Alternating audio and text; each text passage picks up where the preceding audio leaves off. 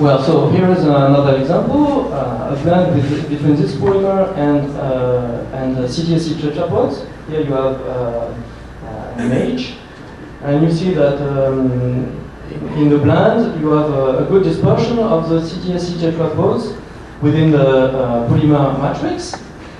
The red curve here corresponds to the absorbance of the polymer as a function of the wavelengths, and you see that in this case the absorbance occurs up to 800 nanometers. So in this case you really have a low band gap polymer, and the black curve, this is the total absorbance of the blend, and you see that also in this case you cover a very large range of wavelengths.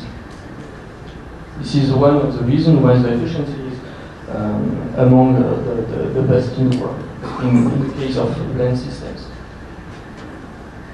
In our lab, we're also working on a band gap of polymers.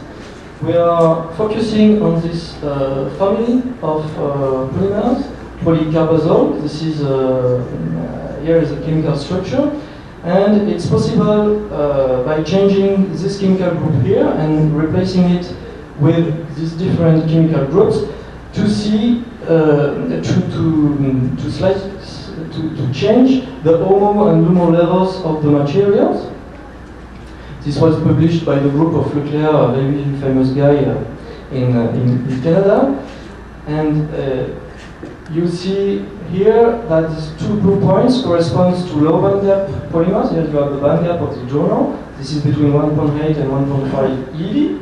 And these two blue points theoretically corresponds to efficiency around 10%. So these kind of materials are really promising materials for efficient organic solar cells. Well, you can also tailor the absorption spectrum of your material doing nanocrystal engineering. Dr. Frédéric Chezon explained you previously. In the case of semiconducting nanocrystals, if the diameter is small enough, then you have quantum effects, and this is represented here. In the case of nanocrystals, which are grown in our lab, they are CDSC nanocrystals. So for small crystal size, here you have the blue color, and when the size increases, you see that you can cover the whole range of colors of the rainbow, up to red and also infrared radiations. So depending on the materials you have, you can play with the stoichiometry or the diameter or the size and the shape in order to cover a wide range of wavelengths. Okay, so with nanocrystals you can modulate the spectral range of absorption, and you can also, of course, play with the HOMO and LUMO energy levels of these nanocrystals. If you want to produce more electricity, one solution is to collect more light. Okay, and so on this purpose, people do produce tandem geometry cells, also called multi-junction solar cells. And the principle is represented here. So you have the first solar cell with a high band gap, which absorbs the light in the UV invisible range. Then you have an intermediate layer, which is transparent. And then you have a low band gap solar cell, which absorbs the red and infrared radiation. So in the case of inorganic solar cells, people obtain a very high power conversion efficiency, up to 40%, using this kind of geometry. Here is one of the best examples of organic tandem solar cells.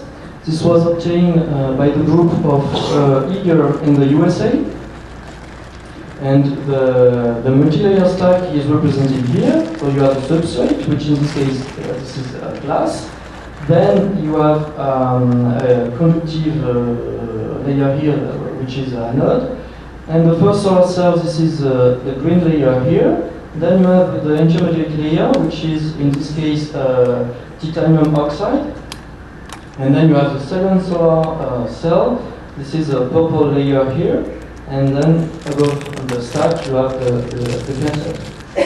As you can see here, there are a lot of layers in the stack, and also a lot of interfaces. So if you are not able to control the roughness of your different layers, then you will destroy the transport properties of your material and of your device, so that the efficiency will not be as good as possible. And another limitation of the efficiency in this kind of geometry, this is the quality of the intermediate layer, which must be transparent and conductive. And also, you have to know that in this kind of geometry, the total current is the current of the less efficient cell. That means that you need to have two optimized solar cells if you want to get the best of your device. Well, in our lab, we're also focusing on this kind of geometry using two promising materials that I described you before. The first one is nanocrystals, and the second one is low bandgap polymers. And so we plan to blend these two materials. And for example, we would like to focus on copper indium selenide nanocrystals. For example, in the high bandgap solar cells, we plan to use nanocrystals with small diameter in order to absorb in the UV invisible range. And for the low bandgap solar cell, we plan to use nanocrystals of copper indium selenide with diameter ranging from 5 to 10 nanometers. And also, so we plan to blend these nanocrystals with the polycarbazole family that I described you before, in order to have very good efficiency. And we have two PhD working on this subject, one for the nanocrystal growth and the other one for the synthesis of the chemical compound. And this work is in collaboration with the French National Institute for Solar Energy. So the morphology is also very important. The question is, what is the ideal morphology for organic solar cells?